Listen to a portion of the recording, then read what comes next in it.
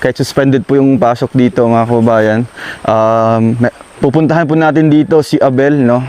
Isa po sa natulungan natin at parang wala na po tayong balita sa kanya, no? Sa ngayon po, meron tayong kumbaga idea kung asan po si Abel ngayon nakatira. So, sa lugar na ito, no? Or dito sa daan na ito, dito po ang lugar kung saan po natin makikita ngayon si Abel. So kasama natin si Jingjing and syempre si Kenneth kasi wala po silang pasok po ngayon kasi nga kansilado po yung klase, no? Dahil sa bagyo yata. Kaya ngayon mga kababayan, kahit umulan, samahan niyo po kami sa aming lalakbayin po na dito mission, no? Ang apo niya doon pang dasan. Siyempre sinala po nila ko. Gisala ka. So, ngayon, magpakasal na mo? Wala pa lang. Wala pa? Wala. Nasa plano pa lang? So, ngayon, nagtatrabaho ka para sa inyo? So, yun pala yung dahilan po mga kababayan, ano? So, malakas na po yung ulan. Pag ganito, Bel, pag malakas yung ulan, ano yung ginagawa nyo? Saan kayo sumisilong pag natatrabaho kayo? Patuloy na lang po yan kasi Patuloy pa rin sa trabaho? Walang bahay po kasi malayo pa po yung Malayo yung mga kabahayan dito. Welcome to Garris TV channel. So nandito na naman tayo para silipin naman natin ang estimated salary ni Roel of Malalag. So ito mga lods ay isa ding charity vlogger kaya support din natin ang kanyang channel. Kagaya ng pag-support natin syempre sa lahat ng mga charity vlogger. Pero syempre mga lods, huwag nyo rin kalimutan na isama sa pag-support ang kanyang langga na si Rachel Morales. At syempre mga lods, isama nyo na rin ang aking channel. So ito ay request naman ni na Asusina, Nedwelan at Masilinda Diling. So idol, maraming salamat sa inyong request and then syempre sa pagsubaybay nyo sa aking channel. Ingat kayo palagi dyan and God bless. So mga lods, kung bago pa kayo sa aking channel, pakiclick naman subscribe natin and then syempre pakipost na rin ng notification bell para lagi kayong updated sa ating video. So mga lods, yung nakita nyong video ni Roel of Malalag, yan ay isa lang sa mga kababayan natin na nabigyan niya ng tulong bilang isang charity vlogger. So ano pa ba ang hinihintay natin mga lods? Let's go!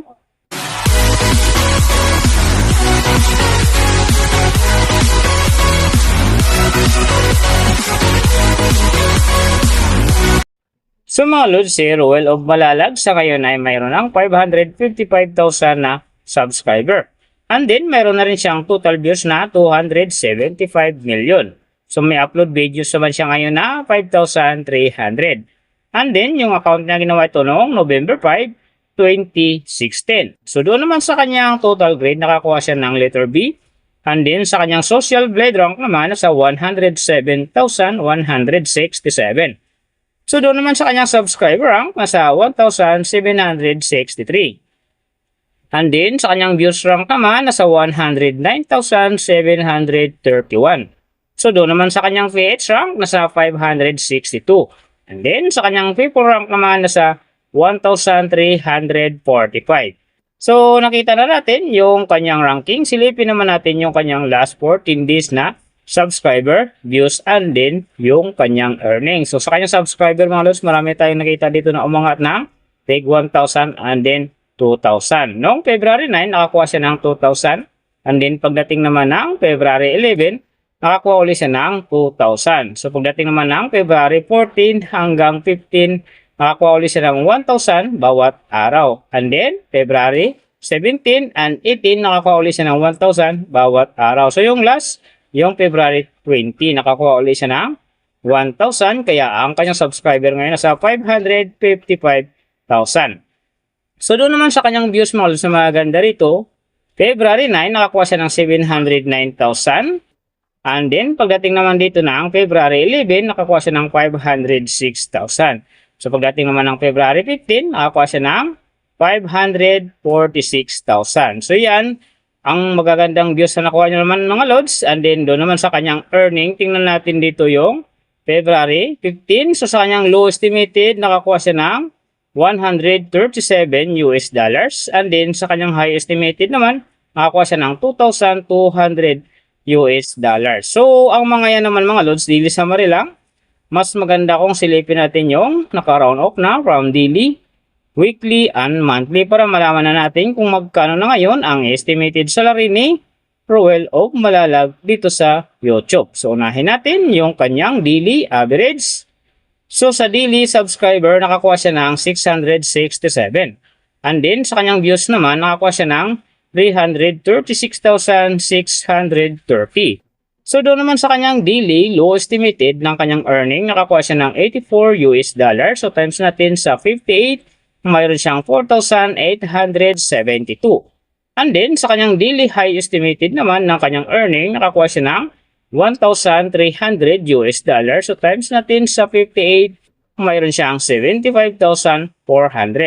So yan mga lods ang kanyang daily average. So pupunta naman tayo sa kanyang weekly average. So sa weekly subscriber, nakakuha siya ng 714. And then sa kanyang views naman, nakakuha siya ng 410,128. So doon naman sa kanyang weekly low estimated ng kanyang earning, nakakuha siya ng 718 US dollar. So times natin sa 58, mayroon siyang 41,644.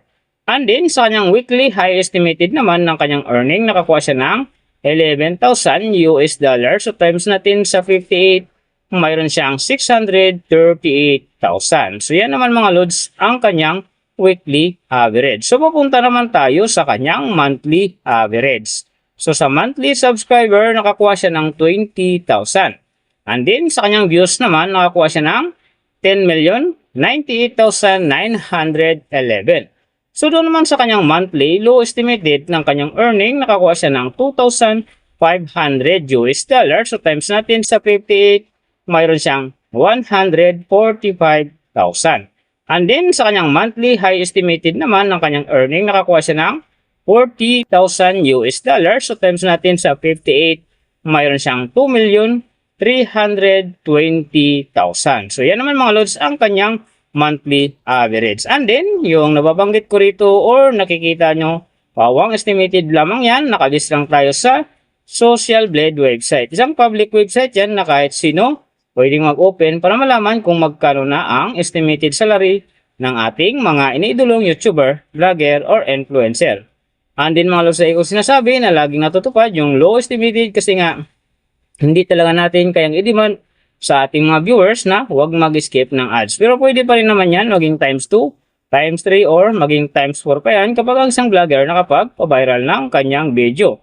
So siyempre mga lods kung supporter ka ni Roel of Malalag, huwag ka na mag-skip ng ads dahil big help yan sa kanyang channel. And then siyempre sa mga kababayan natin na kanyang tinutulungan dahil siya ay isang charity vlogger. Pero siyempre mga lods, huwag nyo rin kalimutan na huwag na rin i-skip ang aking ads dahil big help yan sa aking channel. And then siyempre sa aking mga personal na adikain. So mga lods, kung nagustuhan nyo ang video na to, paki-click naman ang subscribe natin. And then siyempre paki-post na rin ang notification bell para lagi kayong updated sa ating video. So big thank you sa lahat ng mga sumusuporta sa aking channel. Sa magsusupport pa lang, ingat kayo palagi and God bless.